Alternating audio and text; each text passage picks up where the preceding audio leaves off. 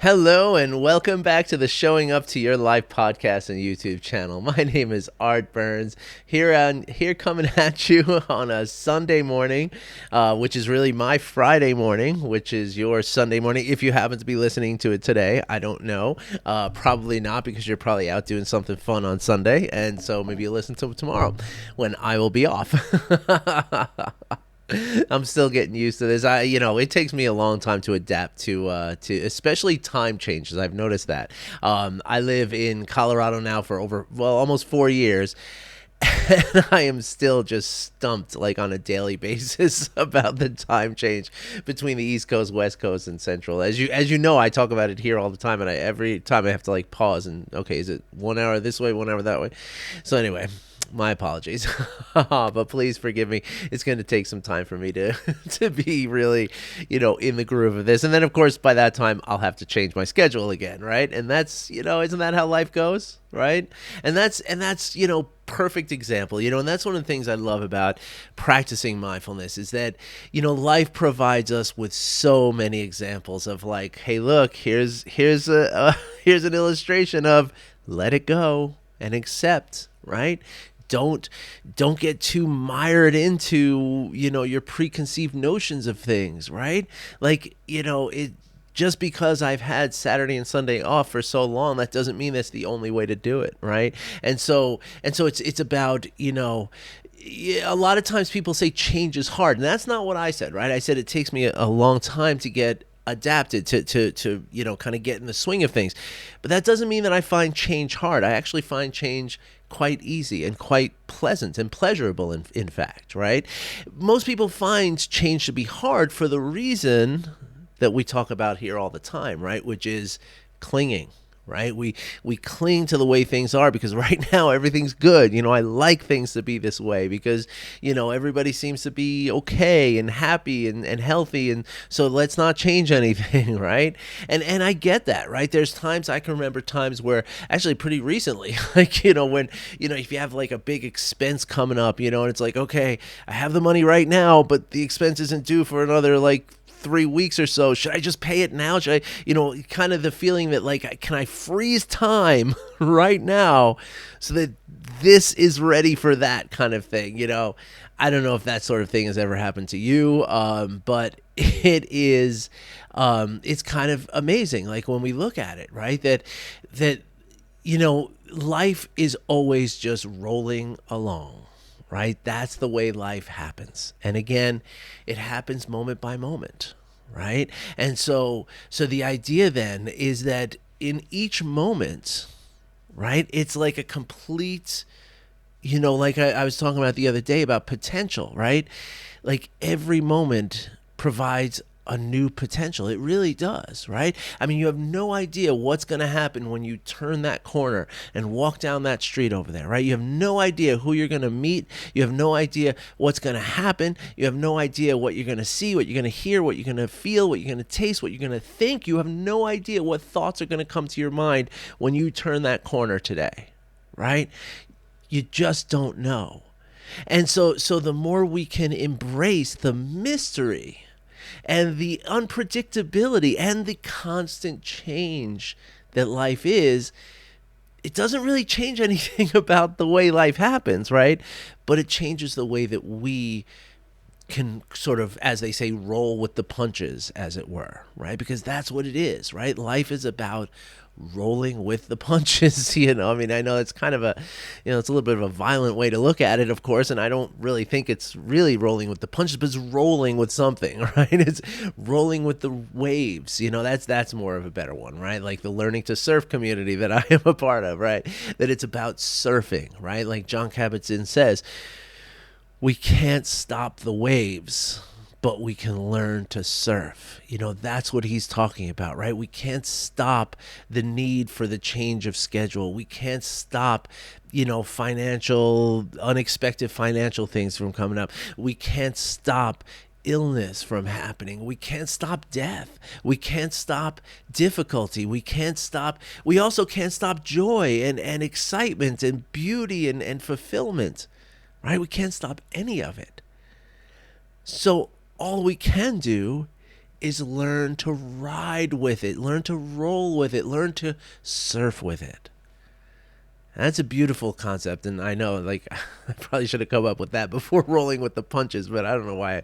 That's a boxing term, I think. But anyway, well, I mean, it makes sense though, because I mean, I think the term means like when if you're boxing somebody, right? And this is similar. I was actually just talking to somebody who a sort of colleague who another coach. He works with parents and somebody I've known in the past, and we just got together for a quick call yesterday. I mean, quick, like an hour or so. So great to talk to this guy. But he's up in Canada, and so I use some hockey references, right? Because that's, everybody in Canada growing up, you're exposed to hockey. There's no question about that, right? And I used to play a lot of hockey as a young boy in New York. New York is a very big hockey town. So so I when you're playing hockey, right? If the puck comes to you, right, you have to have what they call soft hands, right? Hockey is a very hard sport. There's nothing soft about it. The puck is made of hard rubber. And the only thing soft is the pads on the goalie, who you're shooting the puck at as hard as you can, right? Everything in the hockey is kind of seemingly done very, very hard, right? But that's not really how it is. When you actually play hockey, even though, yes, you're skating as fast as you can, you're, bumping each other, checking each other into the boards and stuff, and you're doing that as hard as you can. But when you're handling the puck, it's actually a very gentle, a very soft experience. And that's the only way it works. In fact, that's what they say is that, like, guys like me who used to play defense, like when, if I have a chance to go towards the goal and the puck comes to me, my hands were like stone, they used to say, right? And so the puck would like bounce off my stick and I couldn't get a hold of it to get the shot off, right? I mean, once in a while I did, but really that was not my specialty. My specialty was other things, which is okay, right? But the point is, though, that life, right, it requires a softness. It requires a malleability of us, right? And the same thing. I mean, I talk about playing hockey, but the same thing is with catching a ball, right? Like when you playing tennis is a little different. When you catch a ball, right, you actually like kind of move your hand back a little bit when the ball hits you, right? You receive it, right? You don't meet it like that, because if you meet it like that, then more times than not, I mean, yeah, sure, with the mitt you can grab it, but more times than not, you're going to bounce the ball away from you, right?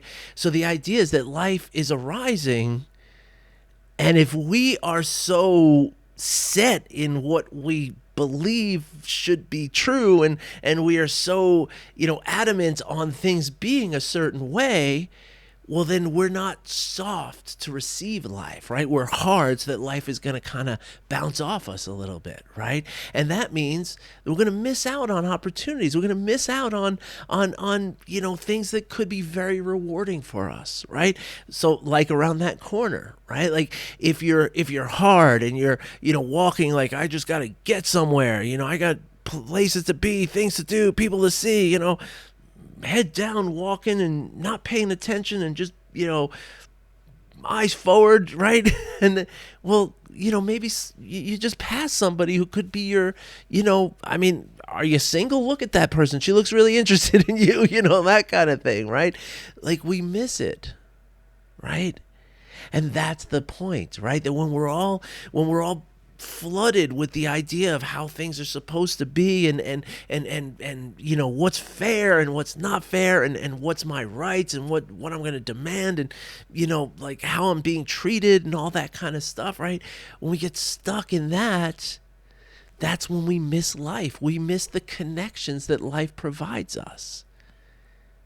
And that's when and then really, and I talk about this a lot, so this isn't something that you probably haven't heard before, but what happens then, right, is that now there's going to be consequences, right? So, of course, yeah, the woman on the street that you missed, there's not going to be many consequences to that, although maybe, I don't know, maybe you'll be alone for a really long time, where anyway, that gets into a little bit of more of imaginary kind of stuff, but in reality, right, what happens is, and this is kind of the sort of examples I use a lot, that like let's say let's say you and I have an argument about something, right? And I'm really like going over in my mind, like, no, she shouldn't have said that. He shouldn't have done that. That's not right. And this is how it's supposed to be. And this, damn it, this is how I want it to be, and that kind of stuff, right? So when I walk away with all of that going on in my head, right? Say my daughter wants to talk to me about something. Not now. I can't right now.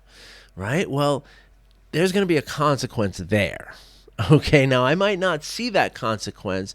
It might be years before I realize what that consequence is, but there's going to be a consequence, and most likely it's going to have a consequence. The consequence is going to have to do with the health of the relationship between my daughter and me, which, as for me personally, that's a very, very big deal.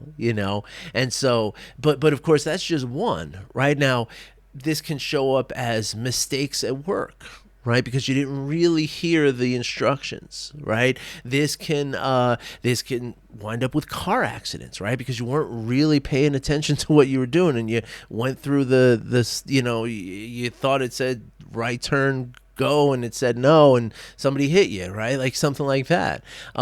It could be any number of things. Right? It could be getting a speeding ticket because you weren't paying attention. You didn't see the police officer behind the little billboard sign there, and he pulled you over, and he's giving you a $200 ticket. Right?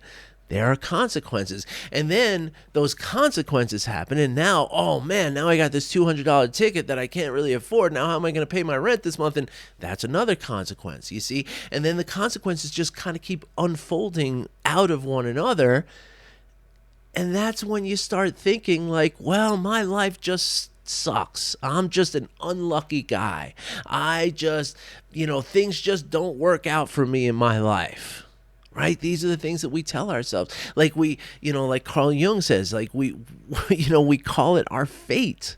Right? But the thing is that, and it's not, I mean, just that one little reference of Carl Jung, it doesn't really apply to what Carl Jung is all about, but sorry about that. But the point is, right? The point is that that's the way we start thinking of it, right? We start thinking of it, the fact that we are just destined for this unluckiness, and just things just don't work out for us. But that's not necessarily true. In fact, it's much more likely that these things are happening because you're simply not attending as the initial thing is happening. So what you're doing is you're dealing with consequences over and over and over again. And that also results, as we talk about this sort of process of like not really being right here, right now, right?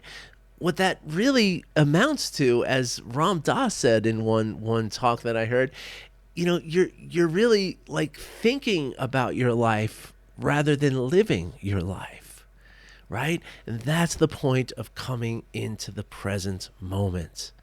I gotta just, pardon me, I just gotta plug my computer in here before it dies in the middle of this video. That would be very, very poor form. So, all right, there we go. Sorry about that. So that's what it means to come into the present moment. Now, of course, one of the best ways. Well, let's talk about this first. Okay, so what else happens in the present moment, right? Remember I said walking around that corner right there, right? One of the most important things that we experience as human beings is love, right? Love is the very root of the positive emotions that we can feel. Right now, all the positive emotions that we can feel, when we are experiencing positive emotions, our body is in the state of what Dr. Stephen Porges calls the social engagement state of our body, which is basically what he's describing is the non-stress mode of our nervous system, right? So when your nervous system is in a state of homeostasis, some people call it rest and digest as opposed to fight and flight, right? And so when you're in that mode of rest and digest, what happens then is that all of your blood and all of your blood vessels open up in the area under your diaphragm. All that blood starts to soak into all those vital organs down there in your in your subdiaphragmatic body in your gut, right? Where all those visceral organs are, right? And now you're in a place of growth, right? You're in a place where your wounds will heal. You're in a place where your immune system is free to do its work and fight off infections. You're in a place where your cells are dividing and replenishing themselves in a beautiful, fountain of life that's happening inside of you. I mean, every day you have to replenish like billions of cells, right? And so this requires, a health of the organism, right? And so in a very real way, right? The idea of love, right? The idea of being in that positive place. And again, this is not to say that you're avoiding the negative, right? Because it's okay to have negative here and there and here and there. And actually, that's very good for us to challenge our body with the stress response from time to time. That's very healthy for our body. But when the stress response becomes the norm, as it did for me for so many years, and it may be for you right now, as it is for almost 8 out of 10 Americans who deal with chronic stress all the time, well, that's when you're starving your organs of the vital blood that they need. You're not allowing those cells to replicate. You're not allowing yourself to rejuvenate. And at that point, you're just, you're starting the process of failure of the organism. Right? I don't mean to be morbid, but that's what it is. Right? And so in that way, right, it's been built into our biology, the need for connection. Right? The need for connection is the same thing as the need for love, right? And so this biological imperative that we have to connect to each other, right? This is, I can't put it any more important. Like, there's nothing more important than a biological imperative. Basically, a biological imperative is the will to live, right? Like, that is everything, right? When you lose that, you're not alive anymore. Literally, you're dying, at that point. And so this biological imperative, and it's true, right? They've done lots of studies of other mammals that show that if, and it's really sad, these experiments that were done, but it shows a very, very important truth here that if a baby is born and well cared for, right? Like fed, changed, cleaned, nurtured in every way, but not picked up, not held, not there was no eye contact, there was no attunement emotionally. The monkey dies.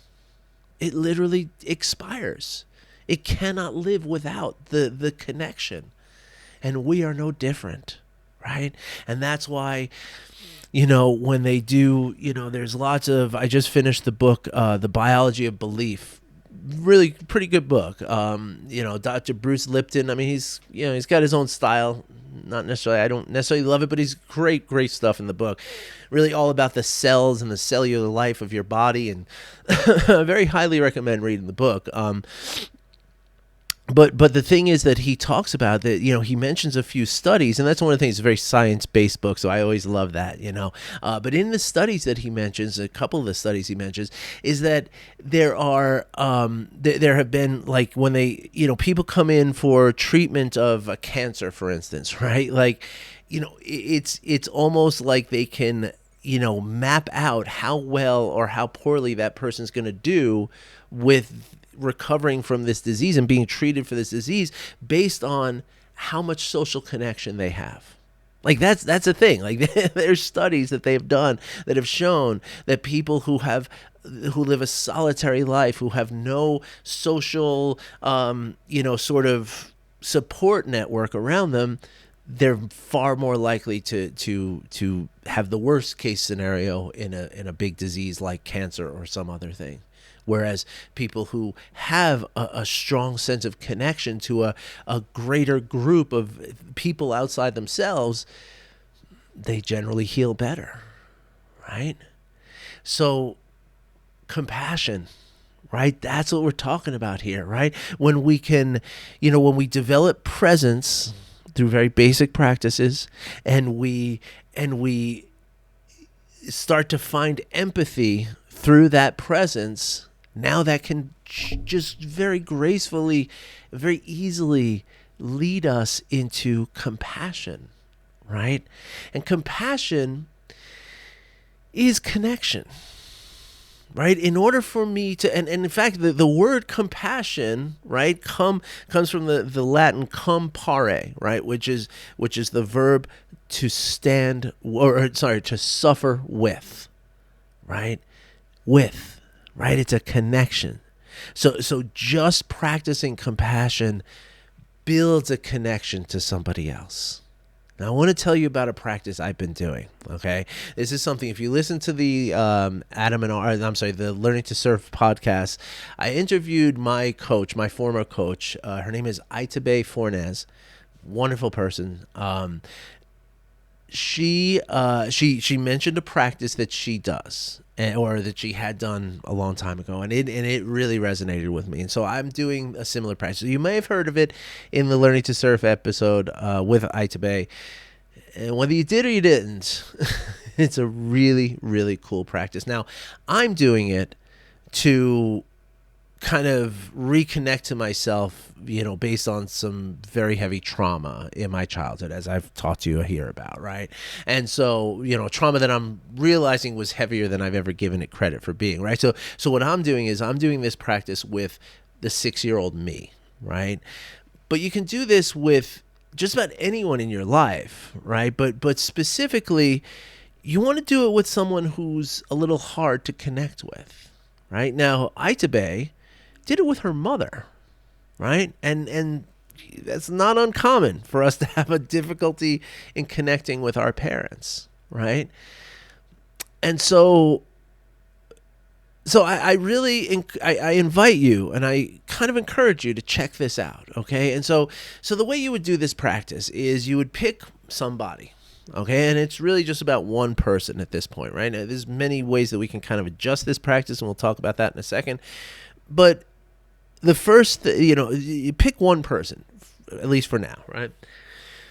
Generally speaking, it's going to work effectively, well, let me back up a second. So if you're just starting out on your compassion practice, if you've never done any compassion practice before, then don't pick somebody who's that hard. Maybe pick somebody who's more of a, an easy person to give love to, and try this for the first, few days, right?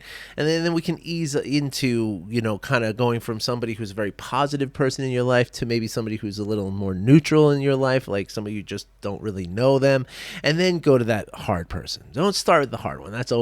There's not much benefit in that, okay? So instead, pick somebody in your life who, you feel very good about them, but maybe you feel like you could be closer to them, right? Maybe somebody who you've lost touch with a little bit. Maybe it's an old friend, you've lost touch with them, or maybe it's one of your kids or your spouse. You just don't feel like you're as close anymore, right? You feel like a lack of connection to this person, right? That's the key, the connection. And what you want to do is, and you can do this in many different ways, right? And this is a very informal practice, okay? What you want to do is you kind of want to almost like walk them through your days, right? That's what I'm doing. So as I'm walking along in my life and like sitting here, like, I'll be, like, hey, yeah, so this is how I set up my microphone for the podcast. And I always set a timer up here because I want to make sure I'm around 30 minutes. It's okay if I go a little over, a little under. Just walking him through my moment-to-moment experience, right? But the point is that I'm keeping him here, right? Because the thing is that once I connect to this person, right, who is this young 6-year-old boy who, experienced some really hard things for a 6-year-old boy to experience, right? Like when I deepen a connection for him, right? As soon as I establish a connection with him, let me put it this way, he lives inside of me, right? He occupies a space in my Yeah, and it doesn't have to be a woo-woo concept, right? Even just thinking about him, right? He is existing as an energetic wave in my brain, right? I'm picturing him, I'm thinking about him, so he exists in my body, right? As an idea, as a thought, as an image, right? He exists in here, right? And now the thing is, as soon as anyone exists in our body, well, now they are us, right? And so now we care about them on a much deeper and different level, right? And so the idea then is just establish that connection, right? And what better way to establish a connection than just, hey, let me tell you about myself. You know, like I already know about you, but let me tell you about me. Let's let me, hey, yeah, I just read this amazing book. This was a great book. This is one of my favorite books ever. And hey, yeah, I like to play guitar. Should I play a little guitar? Should we do that right now? Would you like me to play some guitar? Would that be cool with you? Like that kind of stuff. And here's the thing, you're going to forget, right? It's not like you're going to do this, and it's just going to be perfect. Okay, yeah, this person's always with me. I never miss a bit. No, I mean, you're going to go like, oh my gosh, I was supposed to. Now I feel terrible. I've ignored this person all day, but it's not like that. Okay, it's not like that. It's really just about, again, building a connection. Now, this is just one way in which we can practice compassion. Okay, there are many, many, many other ways in which we can practice compassion, and I would love to tell you about more of them because truly, I mean, whether you do a meditation practice or you don't do a meditation practice, if you can practice compassion, it is one thing that you can control, really very easily control, that is beneficial to your health. Right? It doesn't require a gym membership. It doesn't require staying away from the foods you love. It doesn't require not drinking any alcohol or sugary sodas or anything like that. It really is just about just a thought process, right? And so the more you cultivate that thought process, the more you are integrating your brain. The various regions of your brain are integrating together. You're integrating your brain into your body, and you're integrating yourself with the different people in your life. Now, these things alone are going to increase your health, okay? It's good for you.